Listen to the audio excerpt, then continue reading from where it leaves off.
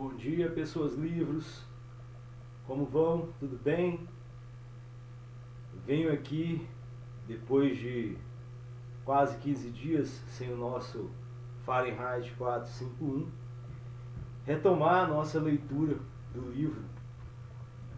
Última vez que nós estivemos com ele, nós nos deparamos com um momento muito mágico, né? Até no dia me lembrei do Paulo Freire, né, com a sua ideia de palavra mundo, que o que ficou daquele final, né, foi que nós percebemos a necessidade que o Montag adquiriu de conhecer o que dizem os livros. Afinal de contas, né, a sua última fala foi dizendo para sua esposa: você não estava lá, você não viu. Deve haver alguma coisa nos livros, coisas que não podemos imaginar, para levar uma mulher a ficar numa casa em chamas. Tem de haver alguma coisa. Ninguém se mata assim a troco de nada. E a esposa dele disse que a mulher ela era fraca da ideia, né? Ou seja, ela era louca, ela não pensava, né? E não é o que o Montag ficou acreditando, né? Aquele final ficou bem claro isso. E a partir de agora, nós estamos aqui quase no meio do livro, o Montag vai começar uma busca incessante por questões que façam compreender por que os livros são tão importantes. E são momentos que eu acho que a partir de agora nós temos que ficar atentos a cada página, a cada momento, porque surgirão coisas muito significativas para nós pensarmos o livro.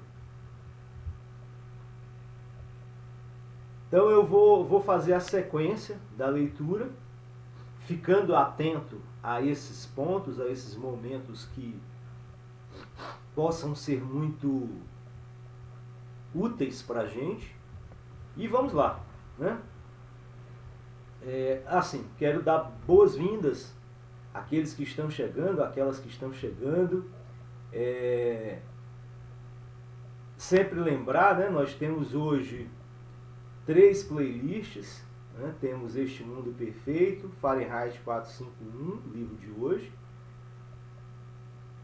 leitura, poesia e música, essa tentativa de rememorar, ou de lembrar de novo, melhor dizendo, músicas e poesias que marcaram a nossa vida, que marcaram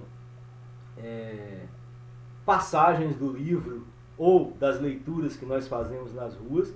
E a playlist de informes, conversas, esclarecimentos, que também está lá no canal.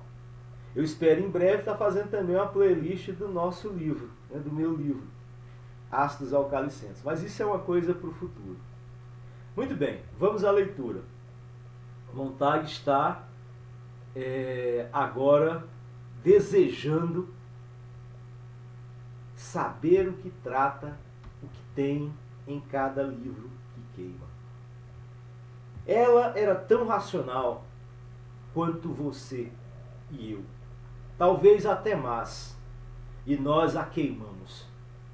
Isso são águas passadas, disse Mildred. Não, água não, Montag. Fogo. Você já viu uma casa queimada? Fica fumegando durante vários dias.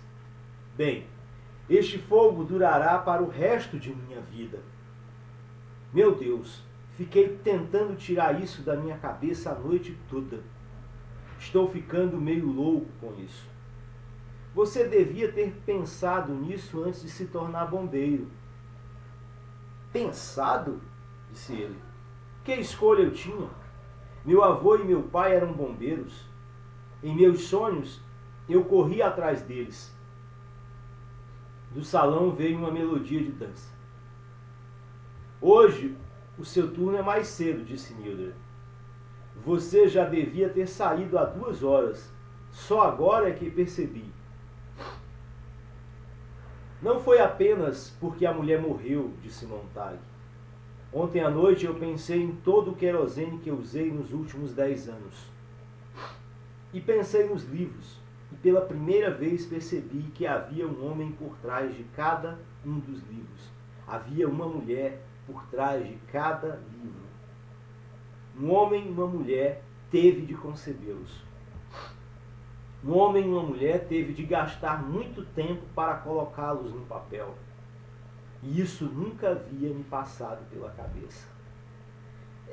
Esse é um momento também importante, né?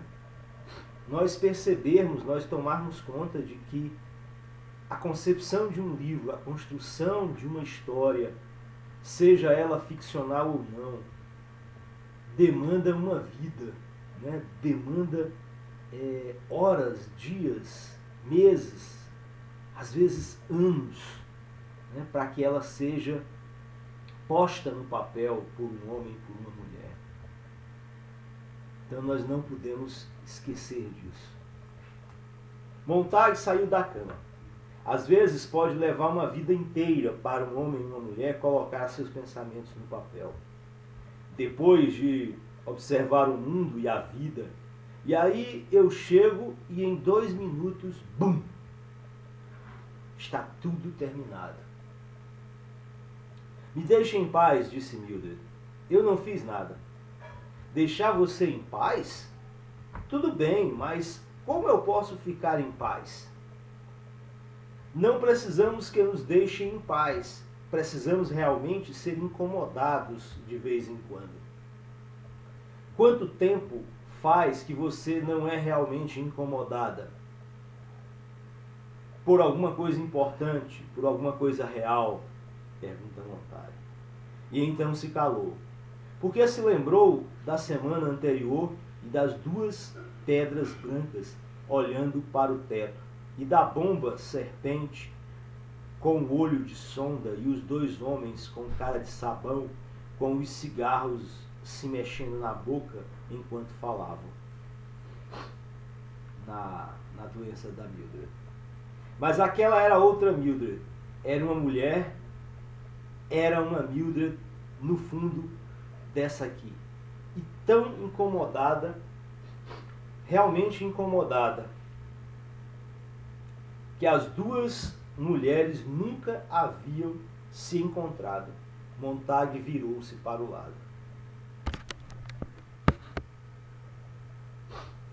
Mildred dizia: bem, agora você conseguiu. Ali fora, na frente de casa, olha quem chegou. Não me importa. Uma viatura Fênix. Acabou de parar e um homem de camisa preta com uma serpente alaranjada costurada no braço está descendo ali na calçada. O Capitão Beat? O Capitão Beat. Montag não se mexeu, continuando a olhar para a brancura fria da parede imediatamente à sua frente. Por favor, vá atendê-lo, sim? Diga-lhe que estou doente. Diga você mesmo. Ela correu um pouco para cá, um pouco para lá, e parou os olhos arregalados quando o interfone da porta delicadamente, suavemente chamou seu nome. Senhora Montag! Senhora Montag! Tem alguém aqui? Tem alguém aqui? Senhora Montag! Senhora Montag! Tem alguém aqui? E a voz foi sumindo. Montag se certificou de que o livro estava bem escondido atrás do travesseiro, alçou-se lentamente para trás da cama, arrumou as cobertas sobre os joelhos e o peito, semi-sentado, e após um momento Mildred saiu do quarto e o Capitão Beat entrou passeando as mãos nos bolsos. Detalhe, né? Aquele livro que o Montag pegou no dia do incêndio está guardado delicadamente e seguramente com ele. Cale a boca dos parentes, disse Beat, olhando tudo em volta, exceto Montag e sua esposa. e cala a boca dos parentes, né? Só fazer um parêntese, né? São as pessoas que habitam as telas de TV pela casa, né? Os parentes da esposa do Montag são as pessoas da televisão. Dessa vez, Mildred correu. As vozes estridentes pararam de gritar no salão. O Capitão Beach sentou-se na poltrona mais confortável, um olhar sereno em sua face corada. Calmamente preparou e acendeu seu cachimbo metálico e soltou uma grande baforada. Só pensei em dar uma passada para ver como está o doente. Como adivinhou? Beach abriu o sorriso que mostrava a cor de rosa adocicado das gengivas e a minúscula brancura adocicada dos dentes. É o que sempre vejo. Você vai pedir uma noite de licença. Montag sentou-se na cama. Muito bem, disse Beach. Tire uma noite. Examinou sua eterna caixa de fósforos, cuja tampa dizia: garantia total, 1 milhão de chamas neste acendedor. E começou a acionar abstraidamente o fósforo químico, apagar, acionar, falar um pouco, apagar. Olhava para cima, soprava, olhava para a fumaça. Quando acha que estará melhor, Montag? Amanhã, ou talvez depois de amanhã, o primeiro dia da semana. Beach tirou uma baforada do cachimbo. Todo bombeiro, cedo ou tarde, passa por isso. Eles só precisam compreender, saber como as rodas giram, precisam conhecer a história de nosso ofício. Essa história não é contada para os recrutas, como costumavam fazer. Uma grande lástima, baforada. Hoje, só os bombeiros-chefes se lembram disso, baforada. Vou colocá-lo a par. Mildred se agitou, ansiosa. Beach levou um longo minuto para se acomodar na poltrona e repassar o que pretendia dizer. Você pergunta, quando tudo começou, esse nosso trabalho, como surgiu, onde, quando? Bem, eu diria que ele realmente começou por volta de uma coisa chamada Guerra Civil. Embora nosso livro de regras afirme que foi mais cedo, o fato é que não tivemos muito papel a desempenhar até a fotografia chegar à maioridade. Depois veio o cinema, no início do século XX. O rádio, a televisão, as coisas começaram a possuir massa. Montag continuou sentado na cama sem se mexer.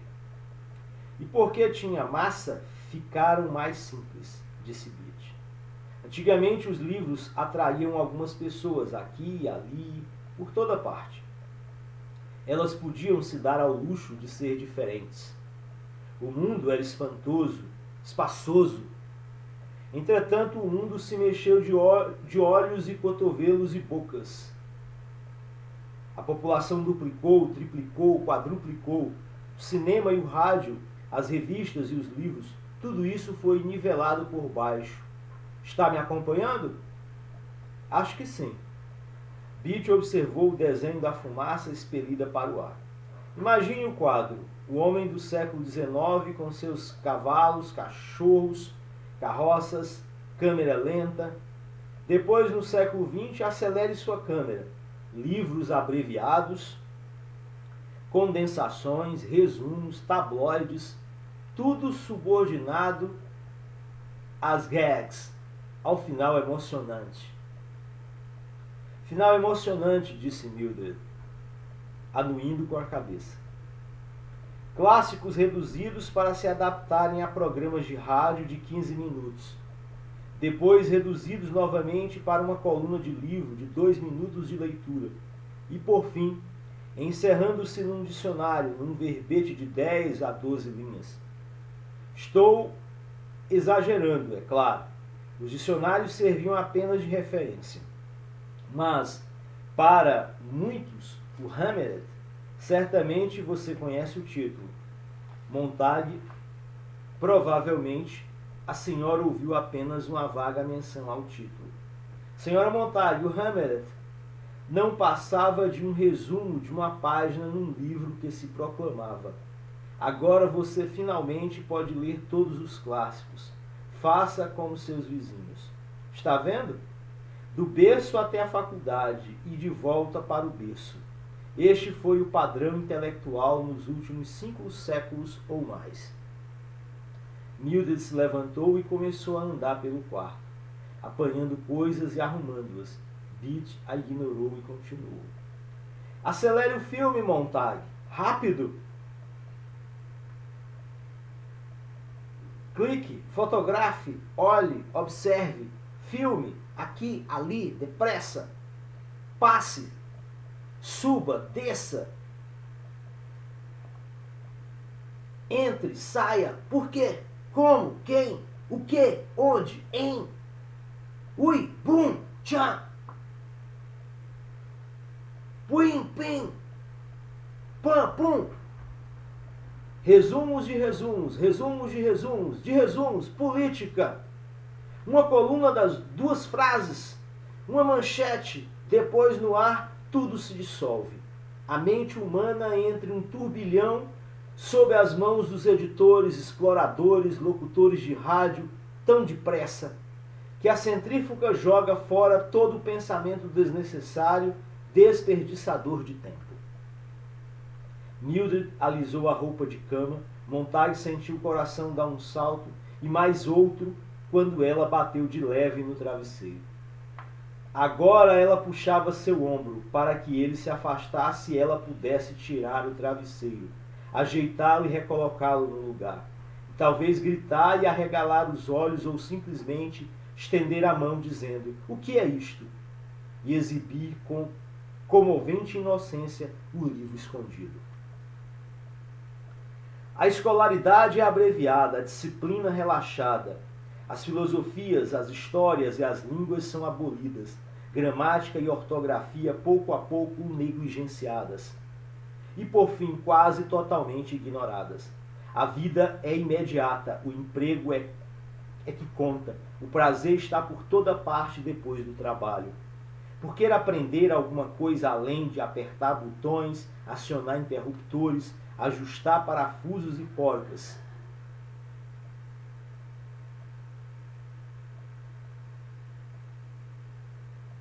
Ponto. Muitas e muitas questões aqui, né, pessoal?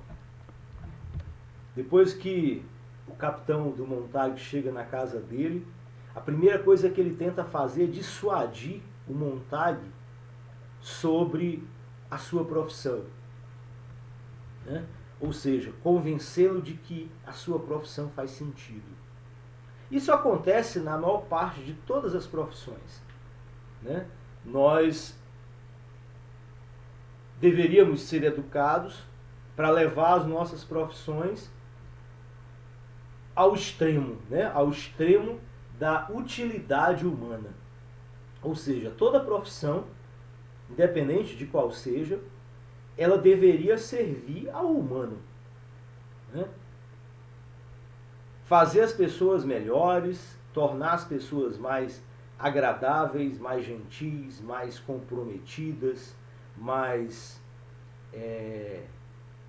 estruturadoras de uma vida onde todos pudessem possuir as melhores coisas do mundo. No entanto, o que nós vemos, né, ou o que nós vimos, por exemplo, aqui na profissão do Montague, é que a sua profissão de bombeiro, que deveria salvar vidas, deveria proteger as pessoas, etc., acionou o papel de queimar livros. O que é que nós vemos, por exemplo, na profissão de professores? A profissão de professores hoje trata quase que exclusivamente de tornar crianças homens bem-sucedidos no futuro. Né? E ser bem-sucedido no futuro, no mundo em que nós vivemos, é ter dinheiro. Né? Não é à toa que toda profissão que gera algum tipo de grande benesse econômica são as profissões que são desejadas pelas crianças, pelos adolescentes que ainda estão na escola básica, né?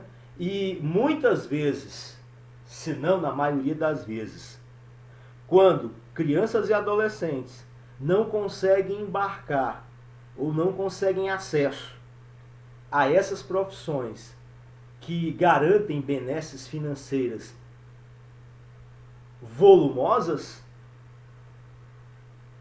tanto elas se frustram, quanto as suas famílias também se frustram, né? Por quê? Porque ser um profissional bem-sucedido não é ser um profissional que cuida dos outros, mas um profissional que tem dinheiro. E o Capitão do Montag, embora não fale em dinheiro, mas ele fala, né, de uma capacidade que os bombeiros ganharam de tirar as infelicidades das pessoas. E essas infelicidades eram produzidas por quem? Pela consciência que se ganhava do mundo através das leituras, através das obras produzidas. E essas obras foram sendo reduzidas, ao ponto que elas precisaram deixar de existir, né? Bem semelhante ao que nós vemos hoje no nosso mundo, né? Onde todas as obras possuem um resumo na internet. Quando se tem um livro para ler, a primeira coisa que nós fazemos é procurar quem o sintetizou, né? Quem o resenhou, quem o resumiu, né? Nós não nos damos o trabalho de lê-lo, né? Isso parece feio de dizer, mas é uma grande verdade quando se pensa no contexto da universidade, no contexto do ensino básico, né? As pessoas estão cada vez mais reduzidas aos resumos, às resenhas, às pequenas histórias, né? Nós aqui, né, nós nos propomos a ler um livro. Esse livro demanda tempo, esse livro demanda leitura, demanda análise, né? Entender um livro é algo que demanda, às vezes, até uma vida inteira, né? Eu, por exemplo, eu tenho mais de 20 anos que eu tento entender um livro. Durante algumas formações que eu fiz, eu passei 2 anos lendo um capítulo de livro. E esse capítulo eu ainda não entendi, né? Então, essas demoras, essa lentidão, esse uso do tempo para entender o pensamento é algo que vem sendo abolido no nosso mundo e que foi abolido de maneira radical na profissão de bombeiro do Montag, né? E fazer, né, essa abolição levou aqui no mundo do Montag, no mundo de Fahrenheit 451, as pessoas se contentarem com as amenidades da vida, né? Como a gente está vendo aqui, a esposa dele, ela está presa às amenidades. Arrumar a casa, arrumar os móveis, bater alguma poeira, né? E tanto que ele está ali com medo do momento em que ela vai pegar o seu travesseiro e para ajeitar e se defrontar com o livro que ele está ali guardando as 7 chaves para conhecê-lo, né? E será o momento em que ele se gastará, né? Se enfrentará, se colocará em xeque frente ao seu capitão, o seu patrão, né, no seu emprego. Bom, 2 questões aí bem densas para a gente pensar. Pensem ao longo desses dias de intervalo da nossa leitura. Conversem e nós continuaremos em breve, tá? Pessoal, me ajudem, por favor, se inscrevam, por favor, deem os likes, por favor, divulguem entre os amigos, vamos fortalecer a nossa leitura, vamos explorar, né, esses momentos, esse tempo, dentro desse ambiente distanciado, mas concreto de leitura do livro Fahrenheit 451 do Ray Bradbury. Grande abraço a vocês, pessoas livros. Foi um prazer estar aqui de novo com vocês, tá? Muita força. Obrigado a vocês. Tchau.